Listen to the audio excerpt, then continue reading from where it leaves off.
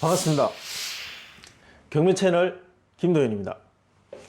자, 이번 사건은 실제로 경매 컨설팅을 했던 사건입니다. 관심이 많았던 사건이라서 여러분들도 궁금해 하실 분도 많고 또 재밌는 내용도 있어서 여러분들한테 소개하고자 이 물건을 선택했습니다. 자, 우리가 지금 분석하고 한번 같이 학습해 볼 사건의 그 물건의 위치가 어딘지 먼저 보여드릴게요. 보시면 여기가 부산입니다. 부산.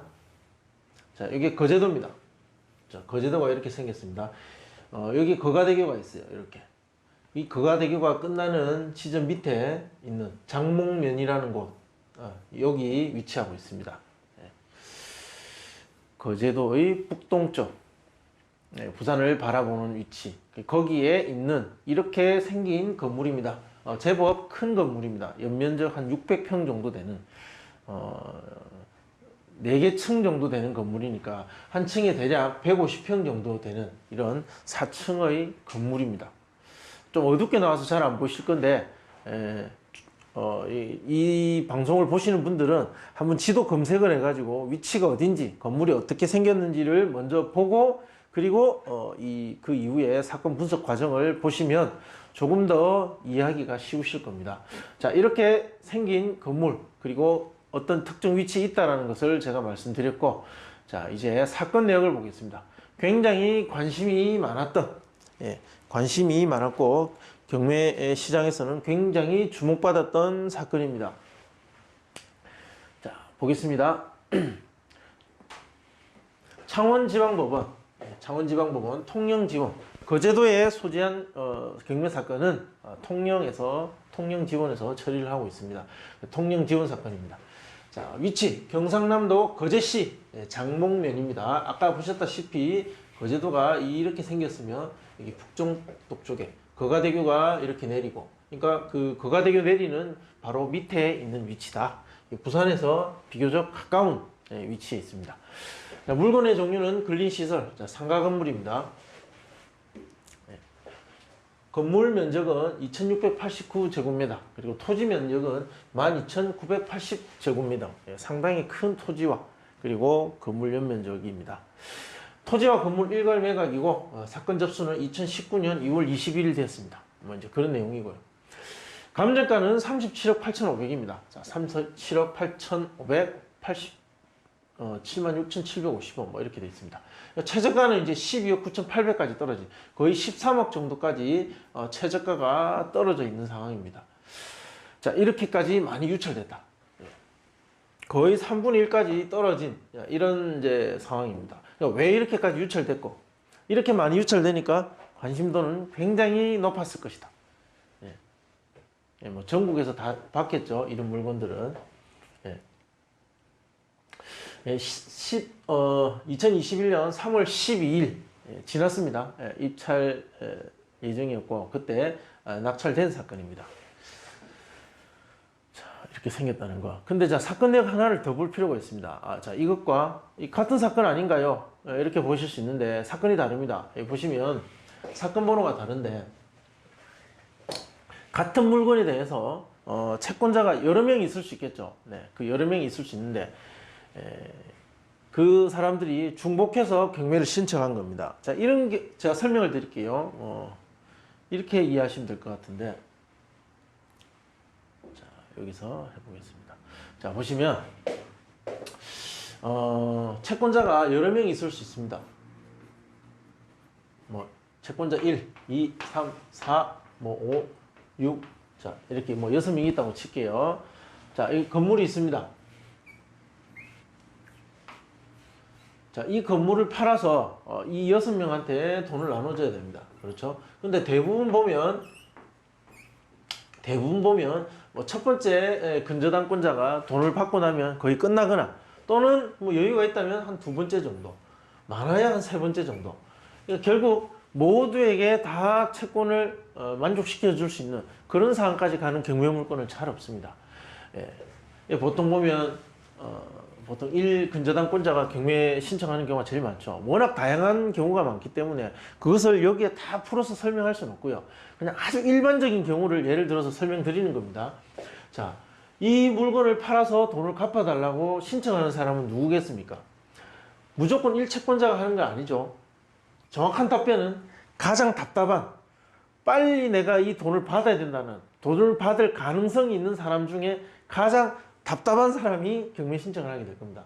그럼 자, 예를 들어서 두 번째 근저당권자가 경매 신청을 한 거죠. 이거 팔아서 우리 돈 갚아주세요. 자, 내 돈이 급하니까 빨리 경매로 처분해 주세요 라고 신청을 하게 되면, 자, 경매를 진행하는데 이 두 번째 채권자까지 돈이 다 돌아가지 않을 상황이 될 수도 있습니다.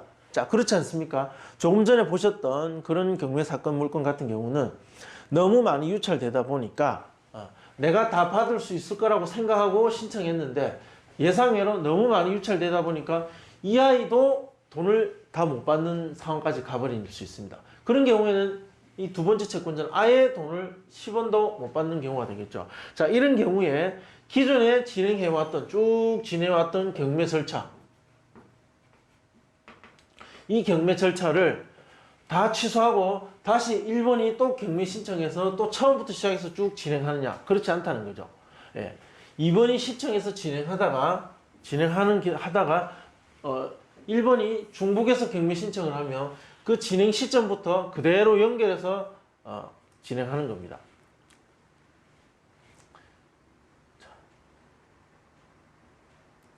그래서 이 두 개를 같이 보여드리는데, 다시 이 사건에 적용해서 요약해서 설명드리자면, 처음에 경매가 신청됐건 이 사건입니다. 똑같습니다. 조금 다른 게 있는데 일단 어쨌든 이 근린시설이라는 장목면 외포리에 있는 이 상가 건물, 이것이 경매 신청됐습니다. 그렇게 해서 당시 감정가는 40억 5,994만 4,750원, 조금 더 높죠. 그 이유는 여기서 찾을 수 있습니다. 여기는 총 9필지입니다. 자, 지금 말하는 외포리 591-7 외 8필지, 그러니까 총 9필지 더하기 건물입니다. 여기에 담보를 제공한 채권자가 있겠죠. 채권자 보면 여기 뭐라고 되어 있습니다. 담보 설정을 하고 대출을 해줬겠죠. 자, 여기에 대해서 경매를 진행했는데 이것이 계속 유찰되는 겁니다. 이렇게. 자, 그래서 13억 9천원까지 유찰됐으니까 이 신청자가 받을 돈은 거의 없겠죠. 이렇게 진행하는 사이에 다른 채권자가 또 경매 신청을 한 겁니다. 그 신청한 사건은 또 이 사건입니다. 네, 이 사건이죠. 근데 여기는 보시면 또 다릅니다. 591-4 외 7필지. 그러니까 여기는 총 8필지입니다. 더하기 건물입니다. 여기에 또 담보권 설정하고 대출을 한, 여기 이제 장 누구누구라고 되어 있습니다.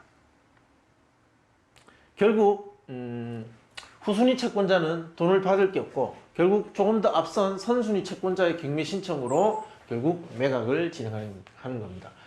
이제 감정가가 달라질 수 있습니다. 필지 하나가 빠졌으니까요. 자, 이 부분까지 체크를 해야 됩니다. 잘 모르고 하시는 분들이 많은데 굉장히 위험합니다.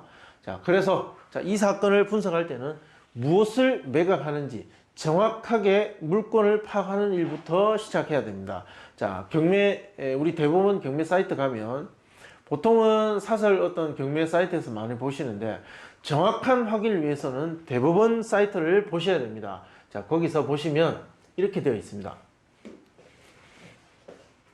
필지 8개를 매각합니다. 그 8개의 필지 중에 2개의 농지가 포함되어 있습니다. 농지는 농지증을 발급받아서 반드시 법원에 제출해야 됩니다. 물론 도시지역에 있는 농지는 필요 없지만, 자, 여기는 도시지역이 아니기 때문에 농지증을 발급받아야 하는 농지였습니다. 이렇게 토지가 정확히 어떤 상태인지를 파악해야 되고, 자, 그 토지 8필지를 보면 이렇게 되어 있습니다. 목록 1부터 9까지 있는데, 자, 1, 2, 3, 4, 5 그리고 7, 8, 9 목록 6을 제외한 8개의 물건이 토지입니다. 토지 보시면 옆에 해놨네요. 적어놨네요. 그 중에 1, 2번 이것이 농지, 나머지는 농지가 아닌 대지와 임야로 되어 있는 8개의 필지를 매각한다. 그리고 건물은 제시 외 건물을 포함해서 이렇게 매각한다. 자, 다시 한 번 더 말씀드리면 토지 8개 필지, 건물은 한동, 상가 건물, 그리고 제시 외 건물도 포함해서 매각한다. 자, 여기 보시면 감정가의 변경이 있었습니다. 왜 변경이 있었는지는 제가 설명드렸죠. 하나의 물건에 여러 채권자들 중에 중복으로 경매 신청이 되었고, 그 진행을 같이 진행하다가 돈을 받을 게 없는 채권자가 발생해서 다른 경매 사건으로 일단 진행을 또 하게 됩니다. 그런데 이 물건은 특이하게 앞에 경매 물건은 토지가 9개였는데 뒤에 진행하는 경매 사건은 8개입니다. 한 개가 줄어든 거죠. 담보를 설정할 때 그것은 설정 안 한 거죠. 따라서 감정가의 변경이 있었던 것입니다. 자, 2개의 농지가 있다는 것, 그리고 건물, 제시의 건물, 이렇게 구분해서 무엇을 매각하는지 정확하게 확인할 필요가 있다. 자, 매각하고자 하는 토지 모양을 보시면, 자, 이렇게 매각하는데 필지가 아주 많습니다. 그 중에 제가 여기에 꽃표를 해놨습니다. 자, 여기 보시면 꽃표. 그러니까 원래 처음 진행했던 사건에는 이렇게 생긴 필지와 건물이 다 포함됐는데 두 번째 진행하면서 필지 한 개가 빠졌습니다. 그렇죠? 그게 바로 이 필지라는 거.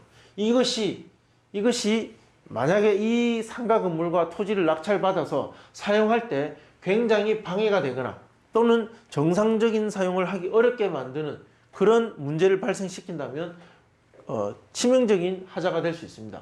따라서 사전에 무엇이 매각에서 빠졌는지, 이 전체 부동산에 하는 역할은 무엇이고 어느 정도를 기여를 해왔는지를 파악해 보셔야 됩니다. 왜냐하면 매각에서 빠졌기 때문에 이거 없이 이제 사용을 해야 되는 거죠. 그래서 이것도 한번 확인을 해보고 입찰해야 된다는 거죠. 자, 매각 물건이 하나 줄어들고 중복된 경매 사건에서 매각 물건 자체가 변동이 있고 감정가가 변동이 있는 상태에서 하나가 취하되고 다시 진행되는 34%까지 유찰된, 그래서 최초 감정가의 거의 3분의 1 수준까지 떨어져서 관심이 굉장히 높았던 사건입니다. 근데 약간 변동이 발생하기 때문에 그런 부분에 대한 체크가 필요하다라는 것을 여러분들한테 설명드렸습니다. 자, 일단 무엇을 매각하는지를 제가 설명드렸고, 두 번째 시간에 이 물건에 대한 좀 더 상세한 분석을 보여드리도록 하겠습니다. 자, 좋아요, 구독 신청 부탁드리겠습니다. 감사합니다.